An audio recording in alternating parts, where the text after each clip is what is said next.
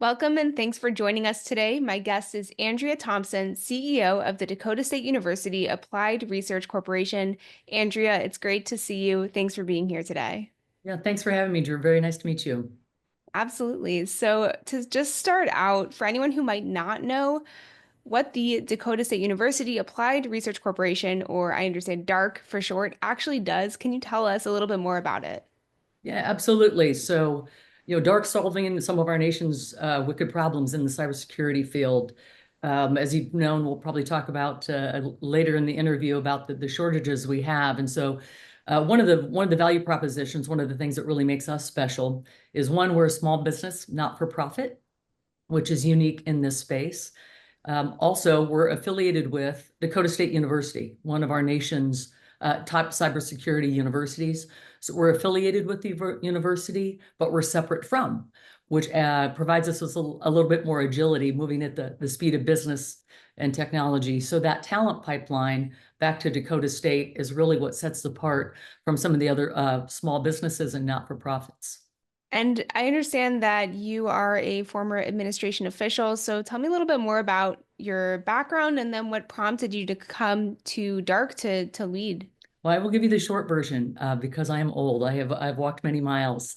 But the short version is born and raised in South Dakota. Went through the University of South Dakota in ROTC. So chose to serve my country. Ended up doing it for 28 years. It's a better story for another time. But I went in for 4 to 5 years, and 28 years later, left as a career intelligence officer. So it's always for me. It's always about service to nation, service to something bigger than yourself, and leadership, and being around people that you learn from, those positive role models, whether it was professors, Army leaders. I transitioned out of the Army, worked for the McChrystal Group. So again, one of my mentors, then was asked to serve in a government role. So it was again a great personal and professional challenge, but took it as a call to service back for my country. Did that for about 3 years, and then left to join industry again, back to corporate culture and leaders. I won't name drop. You can see who I used to work for, but an amazing aerospace and defense company with an incredible CEO doing important work for our country. And so was out in the DC area. And President Jose Marie Griffiths, the Dakota State University president, reached out about this opportunity. I'll be quite candid. I said no initially. Was living out on the East Coast, and I didn't think it was time to come back home. But life presents you with opportunities for a reason. And again, great leaders. Dakota State is filled with great leaders, mentors, role model, and back to service to country. We're short 700 to 750,000 cybersecurity experts in our country. And Dakota State's happy, part of that solution and providing in students and technologies. So said yes, CEO of a startup, which not many people get to do. And it was an exciting opportunity, and just really happy to be home. And more so the challenge that lies ahead on solving these problems with some of the world's best cybersecurity engineers. Yeah, absolutely. And I mean, just speaking back to that shortage that you spoke about, it's a huge one. And I know that's been a really big challenge for all employers, whether it's federal agencies or the private sector. But I want to focus a little bit more specifically on the federal sector and the cyber recruitment there.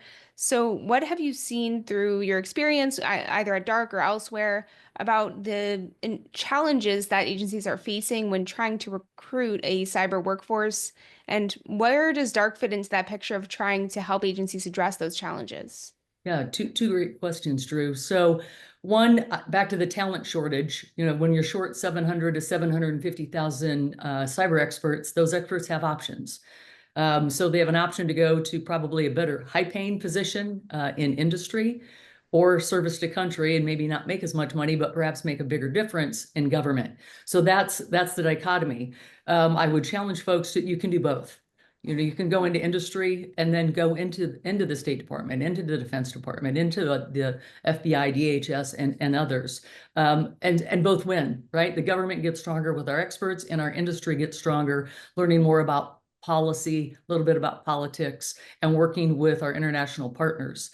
So you need to be able to do both. How DARK is helping solve that Again, one, providing that talent, recruiting, not only from Dakota State and others, bringing that talent to South Dakota. We'll talk a little bit about the economic benefits of that.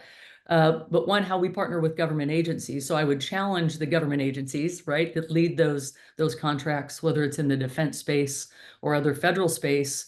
You need to take a little bit of risk. I think that government, we have a tendency to get in routine. I speak from my time at the State Department and time in the Department of Defense. Most of my adult life has been in those two agencies, not known for agility, not known for doing something new. And so we have a tendency to recruit from the same schools, subcontract with the same companies, the big defense primes.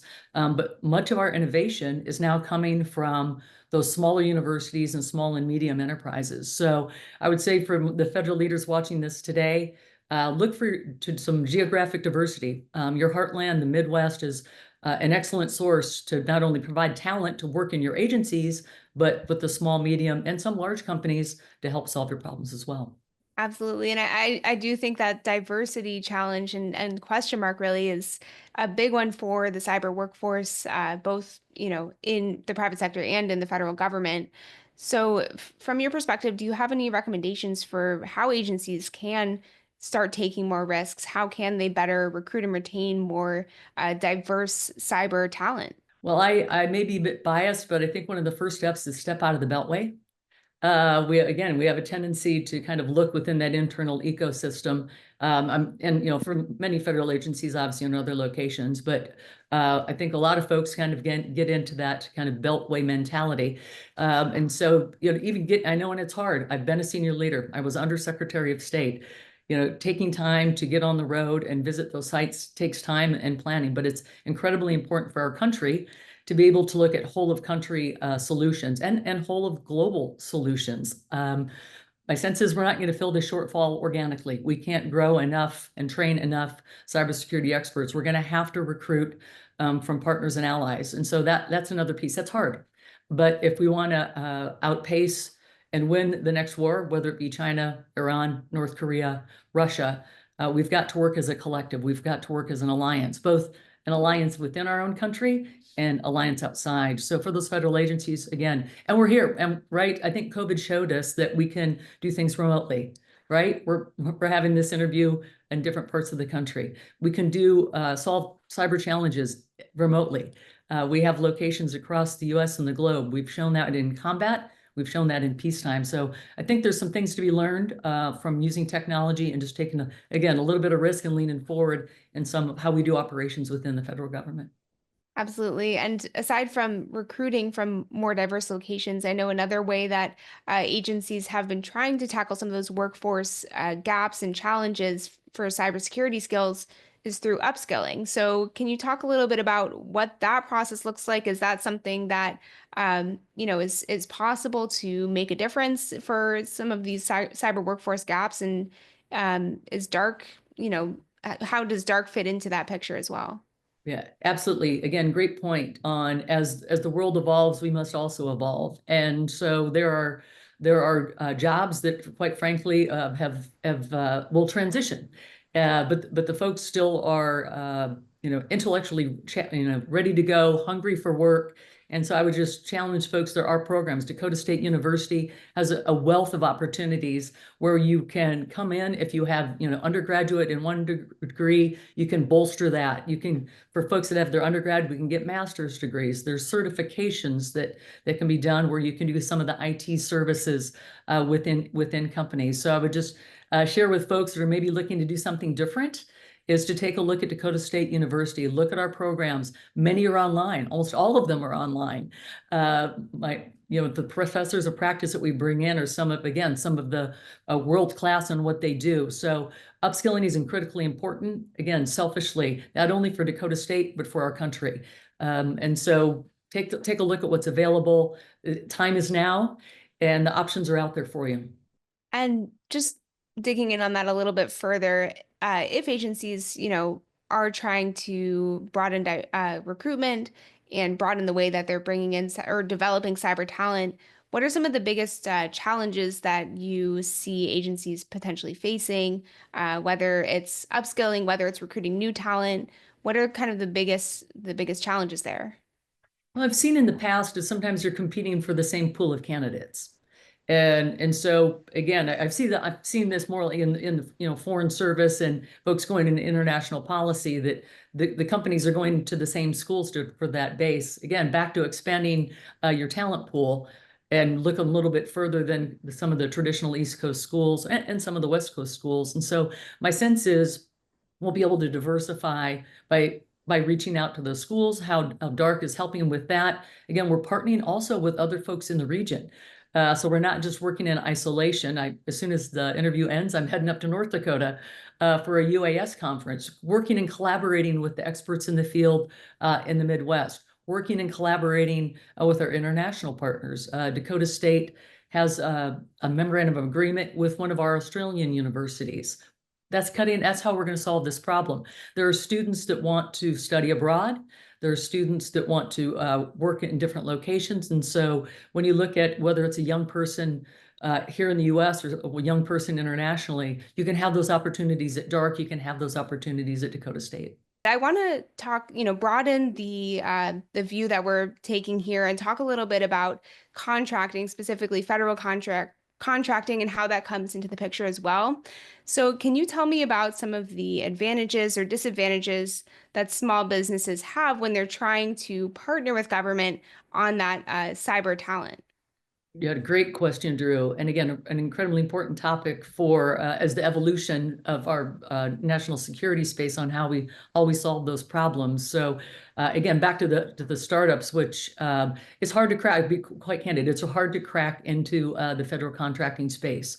It is so labor intensive in we don't have a contracting office of 20 to 50 people. We don't have the financial office of 20 to 50 people when you're a small company or even a medium company. It is a unique language. Not to make light of it, but I said it's like speaking Mandarin Chinese. You can't just learn it in a year or two. And there's a wealth of information out there, but it is a bit of a challenge if you don't know where to start. It's overwhelming, I think, if you've not been in that space. So I would share but there are great programs. The SBA, the Small Business Administration, has excellent resources on businesses and how to do it.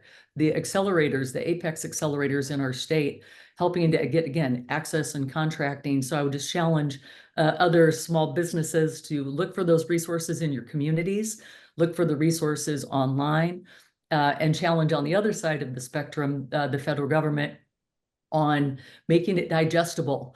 I tell folks, it's like when I explain things in the military, we use a lot of acronyms, and you tell folks like, pretend like you're talking to your parents, right? Explain it to someone that may have no idea of what military intelligence does. Well, in this case, what cybersecurity does. So for our federal government, just keep that in mind. Can help bolster you, but cracking into that network is challenging. The advantages of the small business is, again, the speed with which we can move. If we get a call from another, maybe say a large prime or a company that we're partnering with, that say, can you do this? We help, we have a problem to solve for one of the federal agencies. We can move very quickly. I can make that decision. I don't have to vet that with, 8 levels of leadership through the company. So we can commit and move out on solving that problem. So there's a spectrum of how to get into the federal contracting space. That is an area where there has been improvements. I mean, the federal government recognizes that it's cumbersome. There's been great work done, everything from the futures commands that are being stood up. I'm most familiar with the Army, but there's others. The labs that are being stood up in the federal government as just one of the great solutions, and what we continue to focus on that. And we can always do more. I appreciate the work that the federal government's doing. They recognize it's a behemoth, and we need to be able to put some processes into place to move quickly. Absolutely. I do want to switch gears a little bit here as well, Andrea, to talk about DARK and some of their resources too. I understand we talked a little bit about some of the resources it has for people who are interested in a career in in cyber or technology. So what other resources does DARK offer to those who are seeking a career or potentially moving into government? Sure. So what I would offer for DARK, and come check out our website. We're always looking for great talent. We do, again, those kind of foundational elements of cybersecurity. We can do unclassified work all the way up to highly classified work, which gives us, again, gives us options for across the federal agencies, whether it's an open source problem or you need a highly classified problem. We have both the facilities, but more importantly, the talent to do that. Penetration testing, malware analysis, secure software development. Again, those foundational elements that touches everybody's network. And malware, people trying to get into your network. Everyone has that problem. Every federal agency has that threat vector. Every day is getting attacked. So we're helping to solve that. So what I would say to young people looking to get into that space, come check us out. Conversely, go work, get an experience in the federal government. Do I want an entire team of 24-year-old folks coming out of university or graduate schools? I don't. I need that diversity of talent as well. So go work at the new digital policy at the State Department, in the Defense Department. Go do digital forensics in the FBI. Go help with election security at CISA. We need those life experiences. Then you come back and come to dark and build upon that. So what I would tell someone coming into the field, just get that experience. Dakota State, one of the best programs in the nation. Again, and I can talk about value proposition, but from the price point to the faculty, to the internship opportunities, to the almost 100% placement rate, I tell parents, we have an almost 100% placement rate for employment. I think every parent wants that for their child, a great education, and then subsequently to get the job. So seek that out and seek out mentors. We're always happy to do phone calls, take visits. So if a young person's like, what do you think? Reach out to us. We've got great career counselors at Dakota State. If it's a young person looking to come to DARK, my CEO and I are always happy to take those calls. We'll put you in contact with one of our cyber research engineers that can tell you about the day in the life at doing cyber research. So that's how we're going to grow this ecosystem. Absolutely. And you mentioned this a little bit early on in that answer too, but this idea that, it's important for some of those people who are seeking careers in cyber to, get a diversity or a range of experiences, whether that's in government or private sector or a combination of the two. So can you talk a little bit about, from your perspective, what makes agencies or the federal government different from other employers who are trying to recruit cyber talent? And are there things that they can do to try to, encourage more people to take federal jobs? Yes, I mean, my sense is, again, I'm not the young person in the career anymore. So looking through the lens of maybe someone that's walked a few miles. But what I would tell you is our nation's federal agencies are doing exciting work. Much of it you don't get to read about. As a career intelligence officer, I tell folks like amazing things to, keep our nation safe that you'll never be able to talk about. So if that sounds exciting to you as a young person, if you're like, what does this mean? Again, reach out. I've not ever been in an organization, whether it was the State Department, the US Army, working with intelligence agencies. I've never met someone that's like, nope, I don't have the time to mentor. I don't have the time to answer that question. Folks want to, put a hand out and bring up the next generation. So doing exciting work.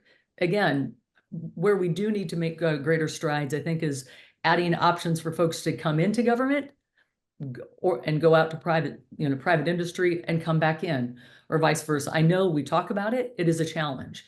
It is much harder to do than it is to be like, oh, sure, let's just cross-pollinate with some of our talent here. But my sense is the better we get with that process, where a young person can start at dark and then go into, a cybercom and then come back to dark or another company, the more agile we get in sharing that talent, the better we'll be as a nation. And just, with the understanding that Dark isn't necessarily doing this direct work, but DSU, I know it's part of DSU overall, or part of that overall ecosystem. So just with your relationship with DSU now, can you talk a little bit about how the university is preparing existing or future STEM employees for their careers, and just really changing that field?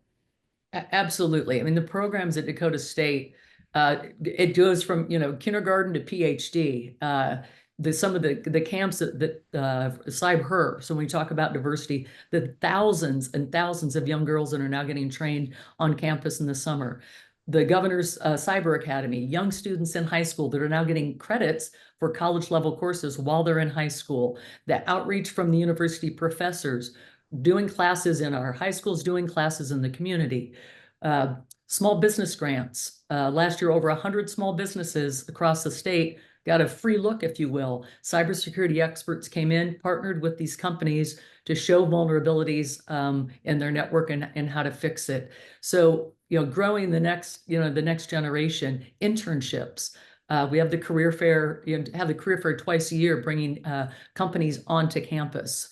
And other things that Dakota State is doing. It's one of only 10 universities in the country that has all three centers of excellence for the National Security Agency and the Department of Homeland Security. Most people don't know that. We humble brag. We're kind of modest Midwesterners, but the work that's being done at Dakota State nationally. Dakota State and Army Cyber. The Army Cyber signed their first educational partnership agreement. It's with Dakota State University. So I would challenge with young people, again, there are opportunities and these can be remote as well. So if you're living on the coast, if you're an international student, check out the university, check out DARC. There are going to be opportunities for you to grow and learn. And again, there's opportunities where you want to do offensive cyber. Well, there's folks that come into the program, and there's a program of cyber leadership and intelligence at DSU. It's cyber policy. So it is full spectrum, not only ones and zeros, but the important policy work that helps guide that as well. Absolutely. And just wrapping up here very briefly, Andrea, how can federal agencies partner with private sector organizations to address some of these cyber workforce issues that we're continuing to see in the field here? Yeah, I mean, I think I'll finish like I started is get out of the office, look to other sources of recruitment, lean a little bit forward, take a few more risks, reach out to industry at all scale, from small to the large primes, and communicate and share. There's a lot of information out there. Most of it is valuable, some of it is not. So really refine your messaging from a federal agency and send your agents of change out into the field. Come to the career fairs, come to campus visits, come to the large conferences where a lot of the companies come to. So we're better together. I tell people that all the time. We are better together. And so the smalls are looking to help the federal agencies, and I know the federal agencies are looking to bring more diverse resources into the government. So we'll keep pushing. We must keep pushing. Our adversaries are, and sharing that information and really working for Team USA and solving these incredibly important cybersecurity challenges. It's an exciting place to be. Well, absolutely, Andrea. Thank you so much for your time today. It's been great talking to you. No, thanks, Drew. Thanks for the opportunity. Andrea Thompson is CEO of the Dakota State University Applied Research Corporation, or DARC. I'm reporter Drew Friedman, and you're listening to Federal News Network Career Guide. For more on this discussion, visit federalnewsnetwork.com and search Dakota State University.